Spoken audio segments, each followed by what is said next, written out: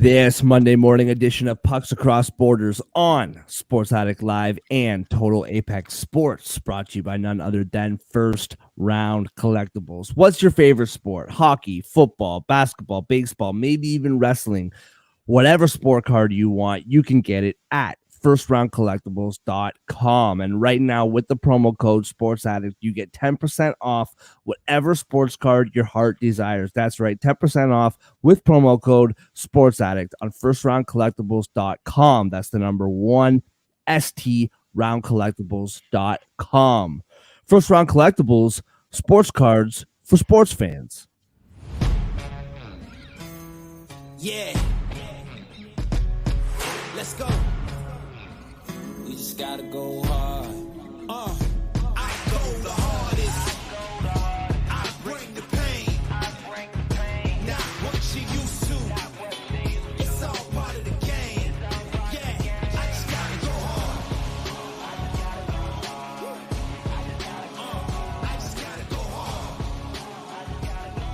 Go hard. Go hard.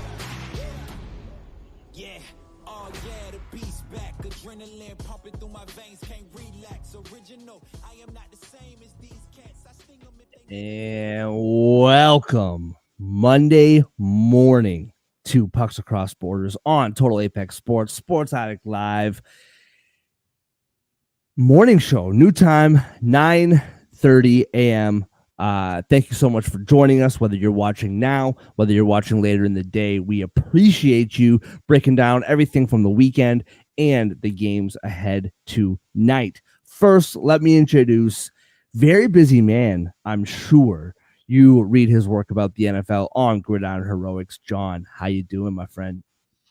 Doing pretty good, Ben. Yeah, yesterday was very busy with the biggest football day of the year. Probably a record amount of articles on my end. I'm expecting things to slow down a bit now, but we're getting right in the middle of hockey season, so that should keep me busy enough. Yes, sir, man. The unofficial last half, the grind for the playoffs. And you read his work about the NFL on Gridiron Heroics. You read his work on Winners and Whiners. You see him talk about the NBA and the NFL on Total Apex Sports. Andre, how are you, bro? I'm doing pretty well for Monday morning. Really good show yesterday. John, I say push a lot of articles out. And I just want to take this time to apologize to Alex Nedeljkovic. Friday, I said I had never heard of him, and that was a lie. He scored a goal in the AHL earlier this season in November. He became the first AHL goalie to ever score 2 goals. So, Mr. Nedeljkovic, I apologize. Chris Letang, I know you watch this every afternoon, so please pass the word for me. Yeah, he's our biggest fan from what I've heard. Yeah. I don't see why he wouldn't be. Let's dive right in. Crazy weekend in the NHL and, of course, in the sports world in general. Shout out to my Canadian Nick Taylor winning the Waste Management on the weekend. I don't know if anyone cares about golf, but Nick Taylor winning, the first Canadian to win the Canadian Open last summer, and he won over the weekend. So huge shout out to him. Oh, yeah, and there was some football game on yesterday that apparently was a big deal. Excuse me. So, yeah, read these boys' work. They got lots going on about the NFL. Let's dive right into our takeaways over the weekend. John, we'll start with you, man, because, Andre, I feel like you and I are on the same wavelength with regards to the takeaways, so we'll lump that in together. John, what's your takeaway from the weekend in the NHL? My takeaway goes back to the city of Los Angeles. I got to give a shout out to the Kings here. Last couple weeks, I've been really on them, saying they need to get started. Going into the All-Star break, they weren't looking so good. I felt like after the All-Star break would be a real test to see what they're made of. The schedule somewhat was kind of in the middle. Like, they had some friendly opponents, but they had Edmonton in the middle of that. Saturday, I was very impressed with their win, defeating the Oilers, one of the hottest teams in the NHL, or at least were, 4-0. I don't want to say the Kings are back just yet, but I like the way they've been playing post All-Star break so far. So I'm going to have my eye on them and see if that will continue. Yeah, and I mean, Andre said it in the pre-show. We're gonna kick them while they're down. We gotta praise them while they're up, and that was a very impressive because they didn't just win, right? They won big. That was huge for them. I still, I think it's too kind of soon to tell. There's no doubt that this team is more than talented enough to make it to the playoffs. What we saw from them at the beginning of the year is no fluke. But that stretch was tough. So we're gonna have to see moving forward. Andre, what was your takeaway in the NHL over the weekend? Yeah. So I think we're gonna go the same way here. I'll just throw out that the PWHL had their first ever trade. Sneaky Oh, yesterday. okay. So I did see that. But you gotta talk about what happened in your province, man. A Uh-huh. little bad blood in Ottawa between the Leafs and the Senators. Uh the slap shot into the empty net to ice Yeah. the game. The Morgan Riley cross check to the head after. Start a little scrum with 5 seconds left. It's good stuff. It's good rivalry hockey. I thought the Morgan Riley move was a little aggressive. Maybe not a stick to the face right after, but I love sticking it to a rival. That's what makes sports fun. I love the retaliation, standing up for your boys. We all kinds of fired up. Yeah, I mean, my takeaway is kind of twofold talking about this, but also with the Leafs losing and Detroit winning, the Lightning winning, this playoff race is getting woo for the Leafs, man. It's a little sweaty right now, no doubt about it. Playing St. Louis tomorrow, who's won 7 of their last 8. They crushed Montreal last night, so that loss stung in multiple ways for the Leafs over the weekend. But yeah, so in case you didn't see it, Greg on the Senators. Senators are winning 4-3. 5 seconds left in the game. Empty net, like 5 feet away from the goal, all by himself. Just hammered a slap shot into the empty net. And Morgan Riley comes around the corner and just cross checks him in the back of the head, side of the head, whatever it was. Just completely decks him. And I got multiple feelings about this, clearly. Number one, I loved it. Slap shot, empty net, the game is over. 5 seconds left, 5 feet away. Slap shot, that's Bush League, man. That's showing up your opponent. I don't like it. It's like a football team. You're up 52-14, and you score a touchdown in the last 2 seconds of the game, and then go dance on the logo in the middle or something. Like, it's just super Bush League, super short, just no sportsmanship at all. I can't stand it. He's a young kid. I know they're provincial rivals. With all due respect, these two teams used to meet in the playoffs every year back in the 2000s. Ottawa hasn't been to the playoffs. I can't tell you when the last time they went. So how much of an actual rival this is, I don't know. However, yeah, I loved it. One conversation about the Leafs that I'm sure is around the league. I know, Brad Marchand has made jokes about this in the past, and I know lots of people talk about it. There's a huge persona for the Leafs that they're soft, and you can do anything to any other players, and nothing's going to happen. You can cross-track Austin Matthews in the back of the head, and nothing's going to happen. The fact that Morgan Riley stood up for the team and did what he did, I really appreciated. The fact that it wasn't Ryan Reeves, no disrespect to Ryan Reeves, but who, by the way, was put on the ice for the last faceoff, and the refs immediately dropped the puck and then grabbed Ryan Reeves. They were immediately like, there's one reason why you're on the ice with 5 seconds left in this game. So the fact that it was Morgan Riley, a leader, he's the longest standing Maple Leaf. He's an assistant captain. The fact that he was the one to kind of stand up for his team and for the integrity of the game in my personal opinion. We've all played sports on some level. And if I was a teammate for the Ottawa Senators, I wouldn't have liked it.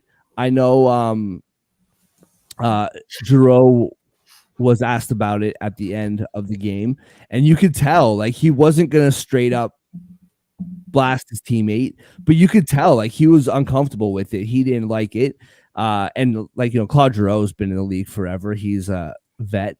Yeah, I thought it was Bush League. And like I'm hearing people on the radio talk this morning. Well, if it was a Leaf player that did that, Leaf fans would feel differently. I don't think so. Like we're pretty smart hockey market. I'm a Leaf fan, but I'm a hockey fan. I wouldn't have liked that if someone from the Leafs did that.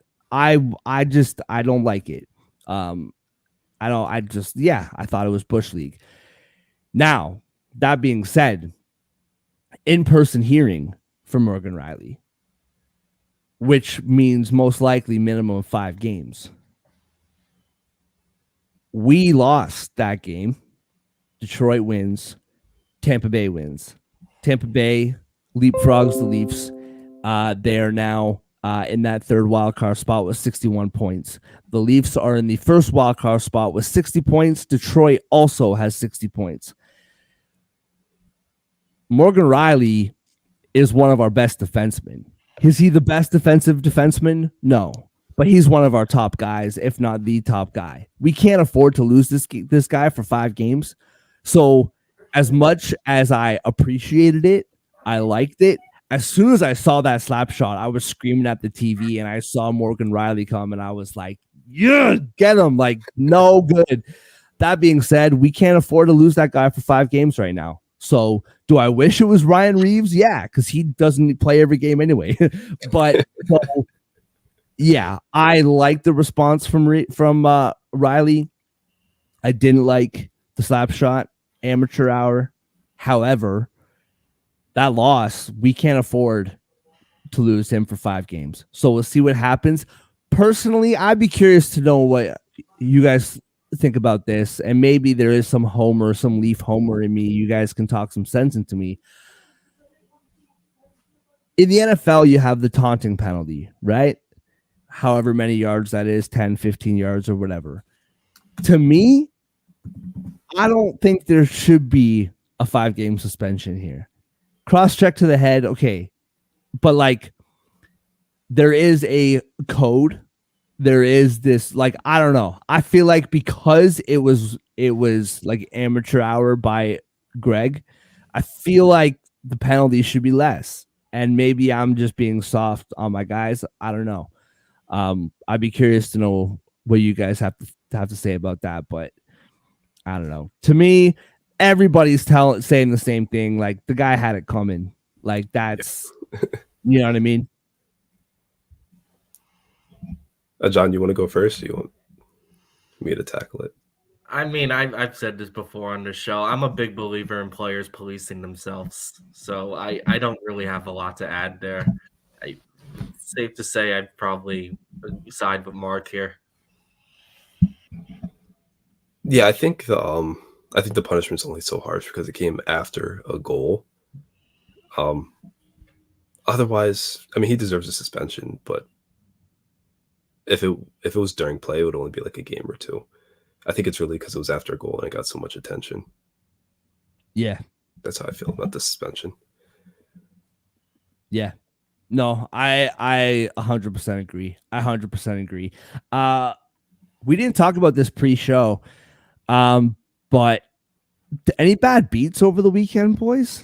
Friday, I feel like Friday. I gotta look at the schedule I feel like Friday we had a couple. I got one from Friday, a notable one.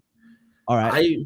I was kind of feeling myself on Friday's show a little bit in that I really liked the Ducks take I had going up against Edmonton. Yes. That's definitely my notable bad beat from the Friday show because like I felt strangely confident about that pick. Like I truly felt like that was a trap game for Edmonton and the Ducks can get a sneaky win or a sneaky close game there.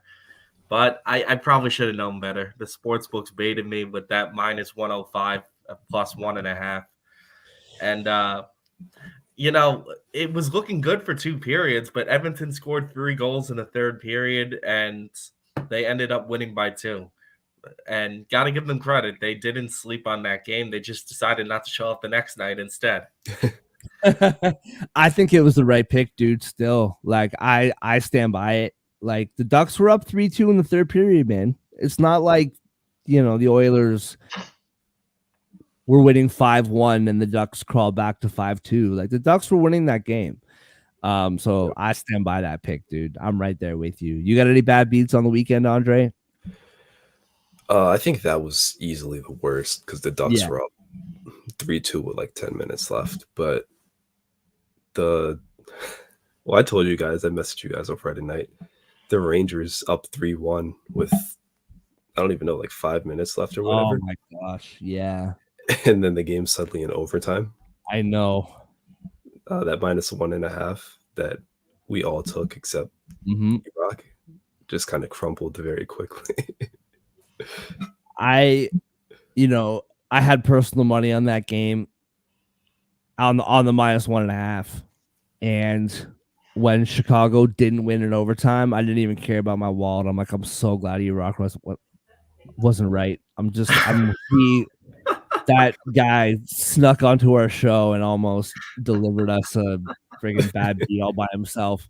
But yeah. So my bad beat, I was telling you guys before the show, both those were absolutely bad beats for me.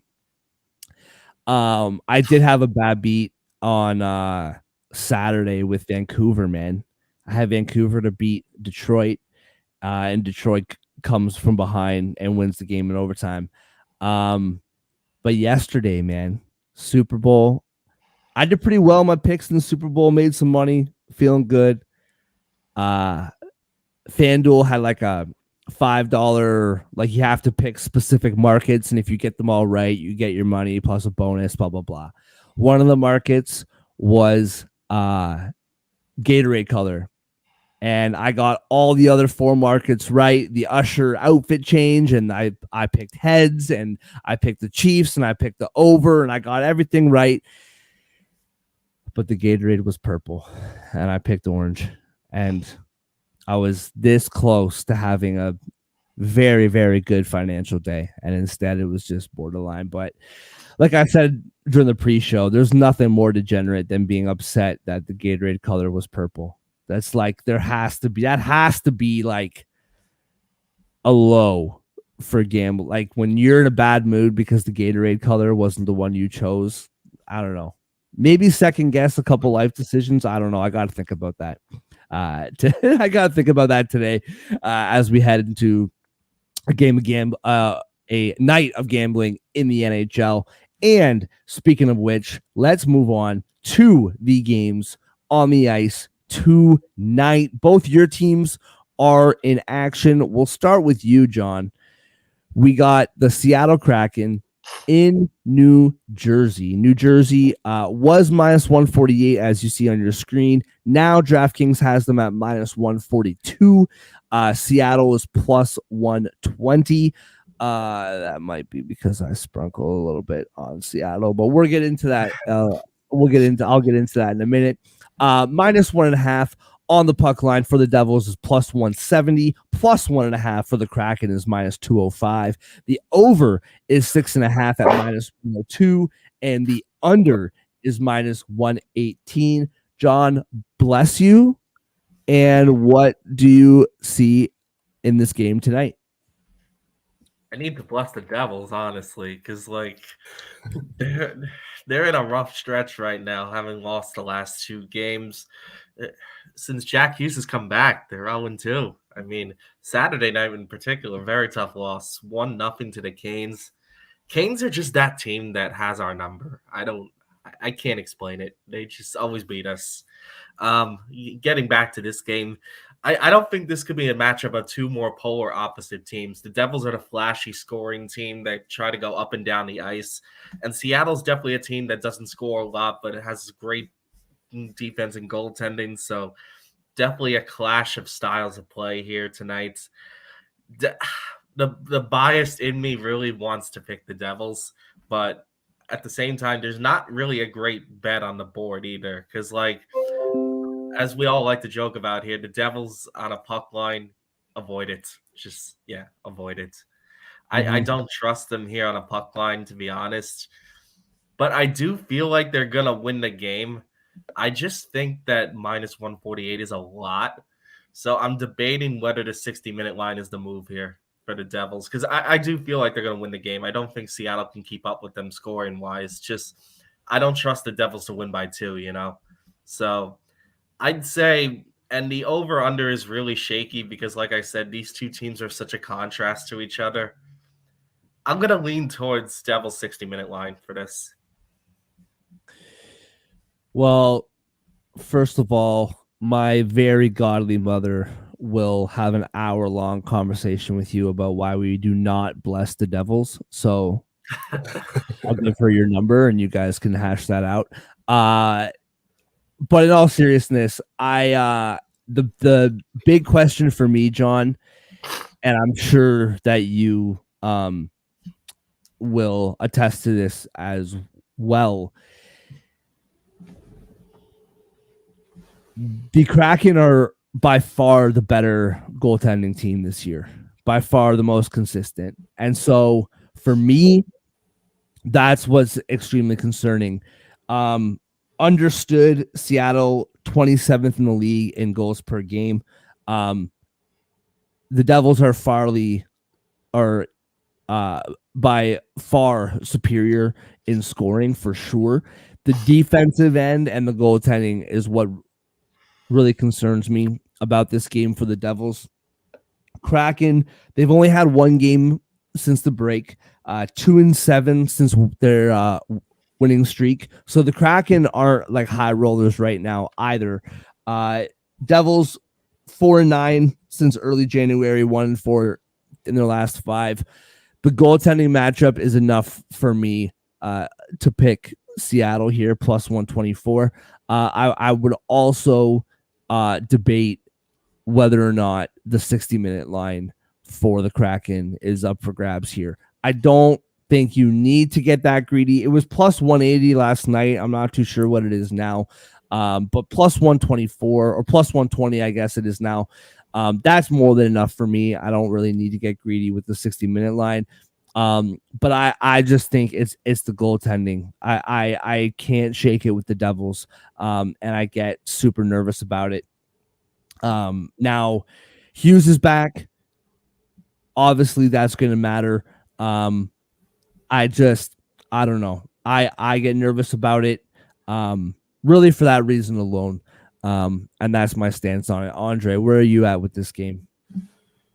Oh, and sorry, I do like the under here. The Kraken don't score a ton, and if I'm picking them to win, I think that goaltending shuts the Devils down. So give me the under and give me Seattle money line. Yeah, I like Mark, I like your line of thinking. I think whoever you think is going to take this game affects where you take the total for this one. Sure. I know John didn't speak on it. I'm assuming with the Devils win, he would like the over more. That would be my hunch. As far as picking a side, because I'm going to roll with the over because I'm on the side with John. I think the Devils 60-minute line is the best play here.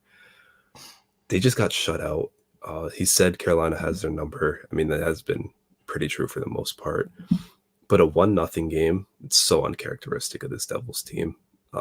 Win or lose, I can't see that happening 2 times in a row. So I think it's going to be a lot of goals. I think it's going to turn into a track meet. And if it turns into a track meet, you got to favor Jersey in this one. So yeah. Again, you never take the Devils puck line at home, but I like the 60-minute line for the Devils. I like the over because of that. I see this one being like a 5-4 type of game. Yeah. Yeah, I can't argue. All right. With that, Andre, let's go right back to you, boys in blue, home at the Garden against the red hot. Speaking about the Devil, smoking hot Calgary Flames plus 130 on the road in New York. Rangers favored minus 155. Clearly, I agree with the Rangers being favored. I think minus 155 is a bit much, man. This Calgary team is playing really well right now. Minus 1.5 for the Rangers is plus 160. Plus 1.5 for the Flames is minus 192. The over 6 minus 112. The under minus 108. Andre, over to you, man. What do you see from your boys in this game tonight? I'm kind of with you on the minus 155 being a little too juiced up for the Rangers. I understand that sports books make their lines based on long-term trends, not recency, but I mean, Friday's win against the Blackhawks was very unconvincing. Actually, of their post All-Star break games, it was the worst performance, I would say, even though we got the 2 points. And then Calgary's won 3 in a row on the road. Beat arguably the best team in the league, followed up with a win against 2 other competitive, good teams. And I feel like saying they were going to come out of the break and take at least 2 of the games on the road is going to come back to haunt me, because now they're going for the clean sweep and they're up against my boys. That being said, I do still like the Rangers in this game. I don't think they've announced the goalie yet. I feel like it's going to go back to Jonathan Quick. I like that for the Rangers. I think that we are one of the few teams that can. Their offense is red hot. The Flames, I think, our goaltending and defense, the way it's been playing, can slow them down. We held the Lightning and the Avalanche to 1 goal in back-to-back home games coming out of the break. Like, I really feel good about the defense right now. Scoring goals, I think 3 could and should be enough in this game. So I would take Rangers 60-minute line. Not super confident on that. I feel like this one might go to OT. But I'm definitely taking the under. I like that the best from this game. John, what about you, man? What do you see here? This feels like a game of something has to give, because I think both teams have won their last 4 games. So both are playing pretty well right now. Andre, you touched on this already. Rangers are doing pretty good with goaltending, and Calgary pretty great offensively. They scored 14 goals in their last 3 games. You know what's weird? In their last 4 games for both of them have played Chicago, and I feel like both of them played their worst game against Chicago in that stretch. So bizarre. The curse of the Blackhawks, man.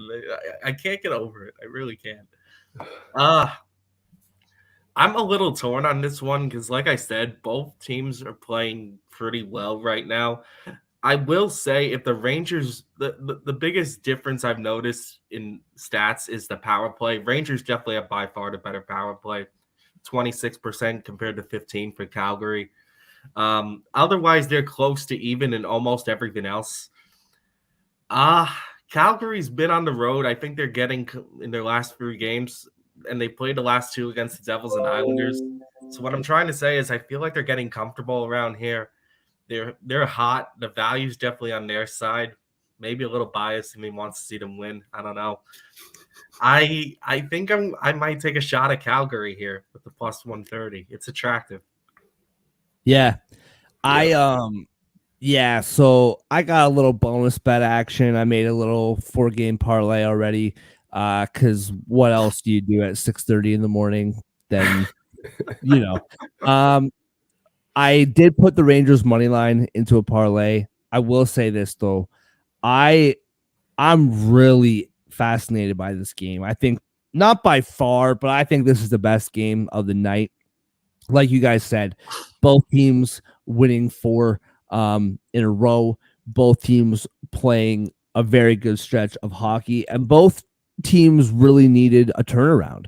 The Rangers banked a ton of points. They haven't lost that first spot in the division all year, but they were slipping, and we've talked about it, and there's no denying it. The Flames have really solidified the fact that they're in this thing for a push to the playoffs. They're making trades, and they're still playing well. Kuzmenko has been revived apparently since joining the team. I did pick the Rangers in a money line parlay. However, it's I'm not extremely confident in it. I really do think Calgary has been playing well. For me, it goes back to the last game too. For me, it really comes back to the goaltending. Like you said, Andre, we don't know who's in net for the Rangers, correct? No. I believe Markstrom is in net for the Flames tonight. I really like the under two, Andre, and I really, that's what's going to be really fascinating to me about this is what offense can win out, because both these defenses have been playing really well, and both the goaltending. That's the one stand out to me from the Rangers is over the last 4 games that they've been winning, the goaltending has been really good. Now Shesterkin had a very good game going, hit a bit of a stumble in the last 10 minutes of that game against Chicago. But you needed that game from him. He needed a W under his belt. He needed some confidence back after the way his play has been. So to me, it's the goaltending. I do kind of prefer Markstrom to Shesterkin just right now. Obviously, long term, I'll probably choose Shesterkin to build my team around. But as of right now, Markstrom's been playing lights out. I think the under is the play. Absolutely. Again, I gripe about the +1.5 odds at -192. That's clearly, way too expensive. But I absolutely see this game being 3-2. That makes a ton of sense to me. I'm picking Rangers on the money line. But if I had to pick one play, I'm picking the under. This Calgary team is playing good right now, man. They're playing some of the best hockey they've played all year. Jonathan Huberdeau has been playing phenomenal compared to what he has been in a Flames uniform. So really curious. This game is going to be a great one tonight. Yeah, I'm really looking forward to this game. Moving on to the city of brotherly love. 7 o'clock puck drop. Another, like, I get it, man. I'm like, who am I to complain about these things? But 4 games, 3 of them at 7 o'clock. Come on, help me out here. Stagger these bad boys a little bit. Give me more. But anyway, I digress. Arizona in Philadelphia. Philly -155 favorites at home. Arizona +130 on the road. -1.5 for the Flyers. Puck line is +164. +1.5 for the Coyotes is -198. The over 5.5 at -122. The under is +102. John, we'll start with you, man. What do you see in this game tonight? I see this as a game that Arizona desperately needs to have. I don't really like the way they're playing right now. Yeah, And don't look now, but they're falling further and further out of the playoffs. Like big time. I believe they're 8 points back now. So it's amazing how quickly things can change in the NHL. Meanwhile, Philadelphia is looking pretty solid at the moment, up by 6 over the Islanders. I'm gonna start to wonder if the Flyers are getting too comfortable here. Like they've had a stretch of impressive wins. We talked about teams playing well earlier, and I would include Philadelphia in the mix. They got yet another win on Saturday against Seattle. I was playing my Devils tonight. So I like the way the Flyers have been playing after the All-Star break. I think they've won every game they've played since then. So I'm skeptical of I shouldn't say skeptical. I'm wondering how long the Flyers can keep this up for. I feel like Arizona's getting a little more desperate as the games go on here. And I might be looking at an Arizona upset here, which kind of surprises me, honestly, because the trends would definitely say to pick Philadelphia. They're about as hot as the Rangers and the Flames right now. But I don't know, man. I just get the feeling this could be a game where Arizona could take them if they're not careful. Neither team can really score that well. Both of them average under 3 goals a game. Arizona, I think, has the much better power play. Philadelphia has the better penalty kills. So definitely going to be a battle to see who breaks first there. Um, I'm still leaning Arizona though, mainly because I feel like this is one of those weird games they can win. I think the style of play matches them pretty well, and I think they're just more desperate, honestly. Yeah, this is a hard game for me. I really love watching both these teams. I don't want to pick a side. I want to just watch and just enjoy. But Andre, what are you seeing in this game tonight? Yeah, I think John really hit the nail on the head when talking about Philly. Came out the break like the Rangers, like the Flames, winning and playing really good defensive hockey. They held the Panthers to 1 goal, Jets to 1 goal, the Kraken to 2. Uh, that's pretty impressive. And it's what they needed. They needed the points to solidify themselves in this playoff race in the Eastern Conference. So good for them. And you look at the Yotes, who Saturday just collapsed in that third period against the Oh Predators. man, I know. I know That's a bad Nashville's beat. I cock. didn't even bring up, dude. That was a bad beat for me. Yeah, they were what? They went up 4-2 in the third, and then Yep. they let the cockroaches tie it up and then win in OT. Uh, really brutal turn of events for Arizona, who's now perfectly 500, and like John said, slipping. And they've lost 5 in a row.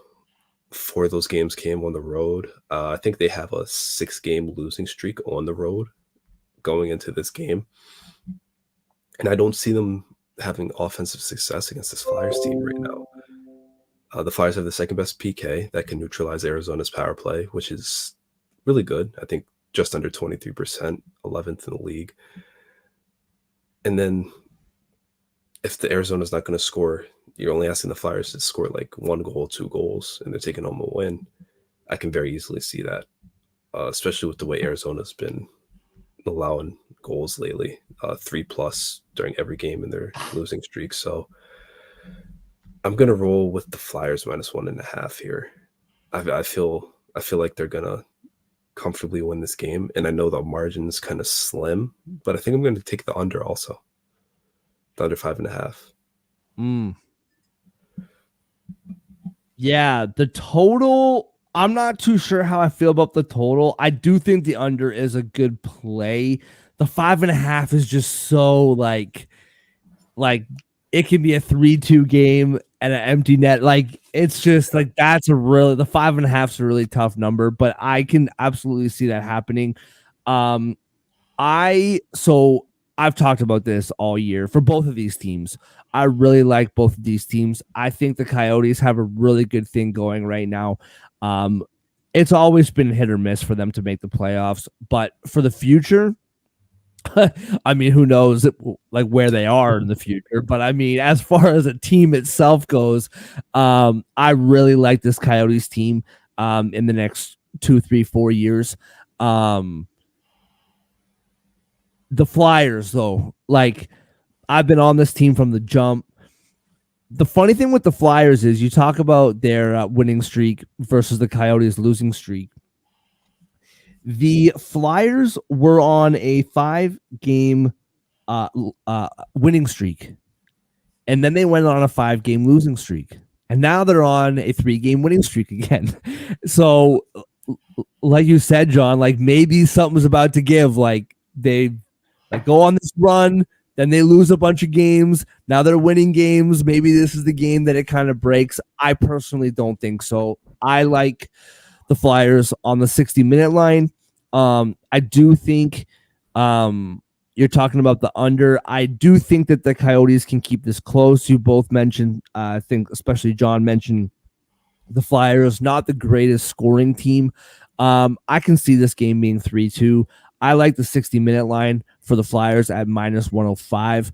The Flyers are just playing really professional right now. Like when they win, like you got teams like the Leafs and teams like the Devils where when they win, it's this flying by the seat of your pants, like 5-3, just chaos.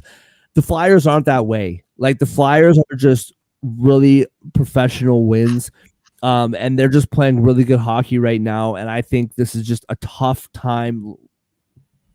Like you said, Andre, The Coyotes going into Philly, not a good road team right now. Flyers are playing really good hockey.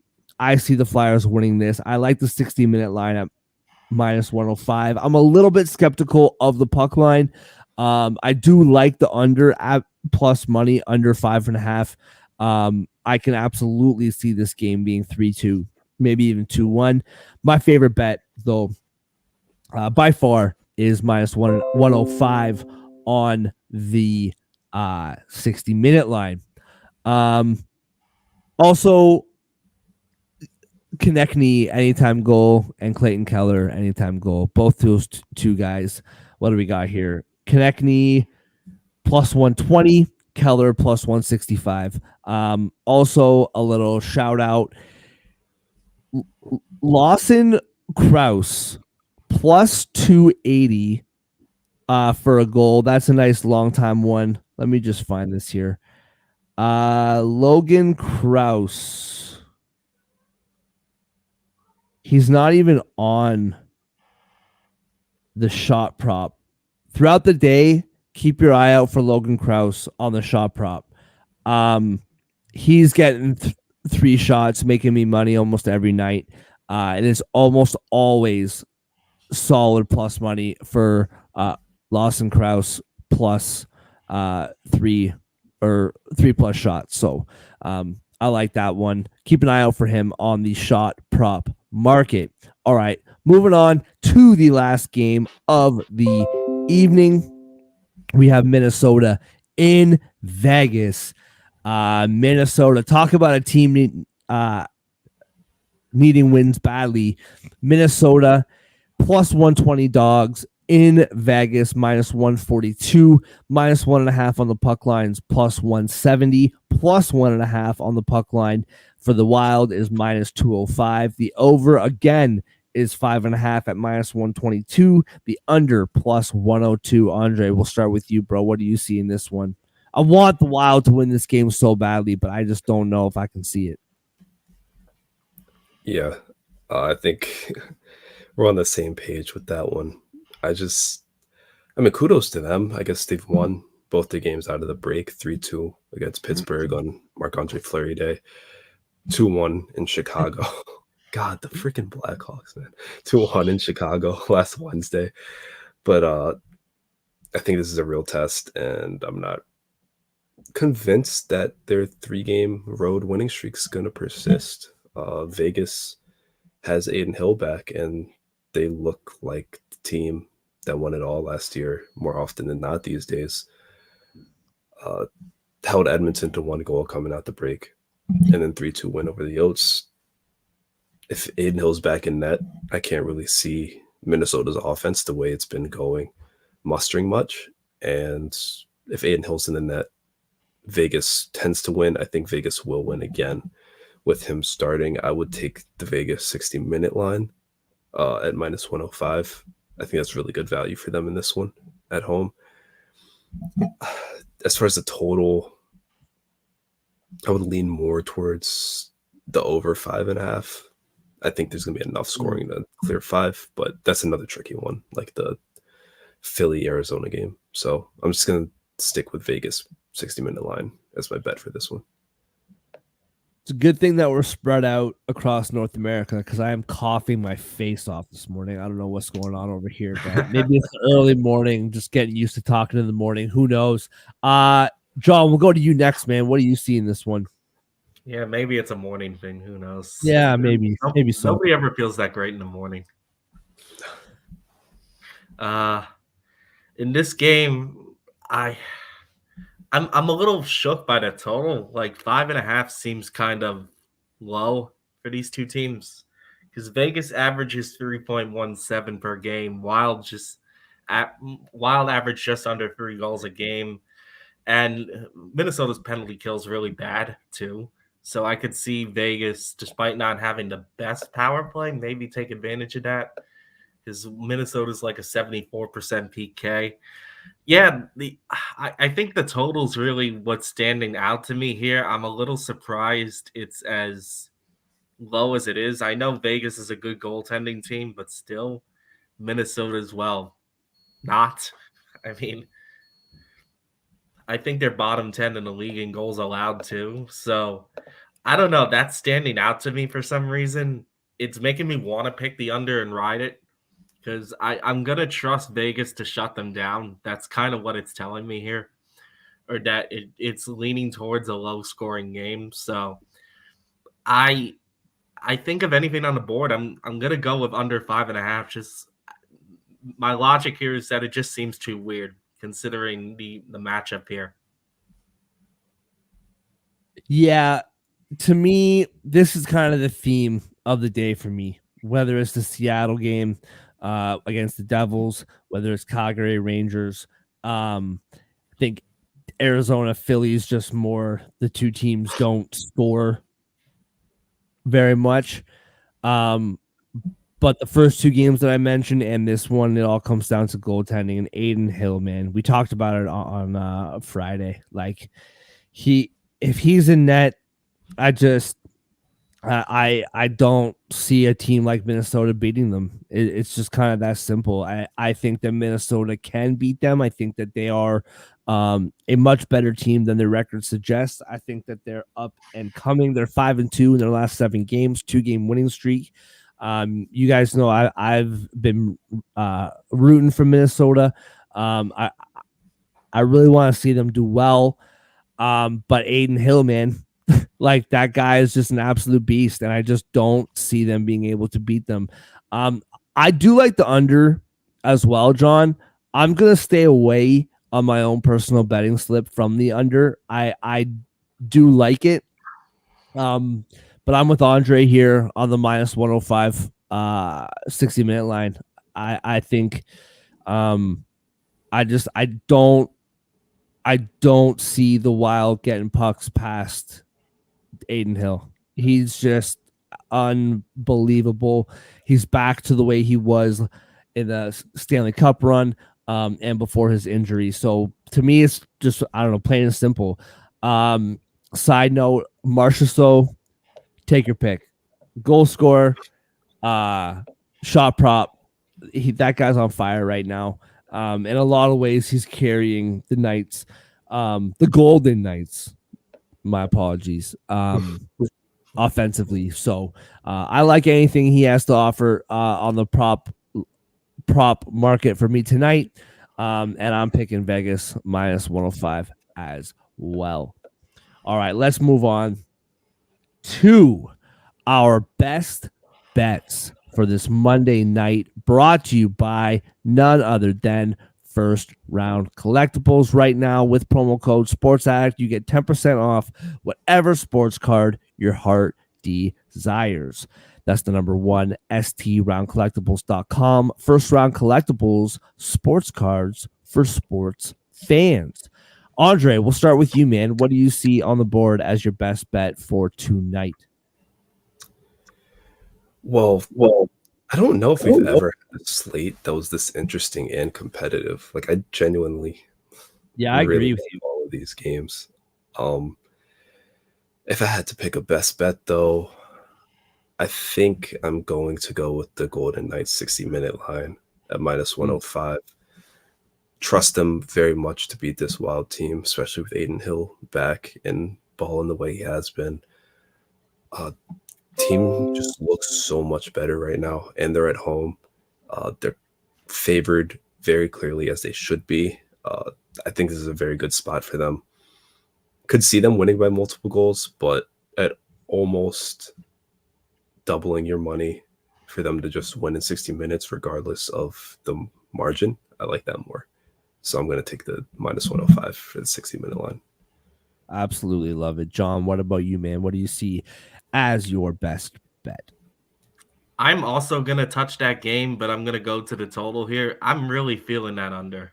I'm just looking at all the totals on the board, and I feel like that total is really jumping out to me, which kind of tells me the sportsbooks trust Aiden Hill here, and I see why. He's played great the last 2 games, and like you guys said, I think this is a friendlier matchup than even the last 2 matchups Hill has had for Vegas. So I'm going to trust that he continues his stellar play and ride the under 5.5 here.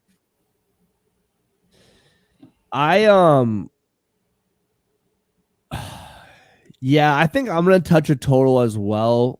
No,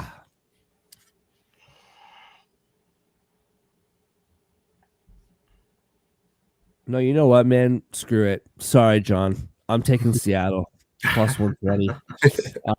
I really like Philly under 5.5. I really, really like Philly, Arizona under 5.5. But 5.5 scares me.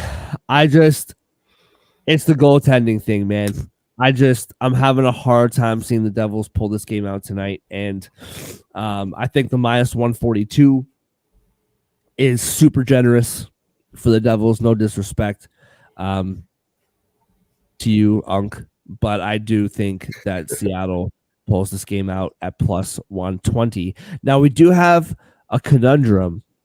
We can still have the 60-minute line and the under on our best bets, but for parlay purposes, I don't believe you can parlay those, correct? Yeah, they don't have the option under game lines. But if you just put the Vegas money line in at minus 142, the parlay odds are still pretty good. Cool.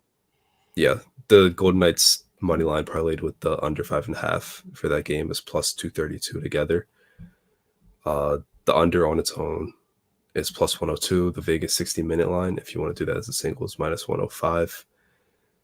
But you parlay Vegas money line with the under 5.5, and then the Kraken money line at plus 120, and the 3-legger is plus 630. So still nice odds. Yeah, I love it. Yeah. Awesome. Well, gentlemen, how we feeling? Monday morning show, first morning show, excellent show. Just getting warmed up heading into the week. This will be the new time for the foreseeable future. Thank you, everybody, for joining us on X, on YouTube, wherever you're joining us, and whenever, for that matter. Good luck on your bets tonight. Make sure to follow all of us on our Twitter accounts, socials, all that good stuff.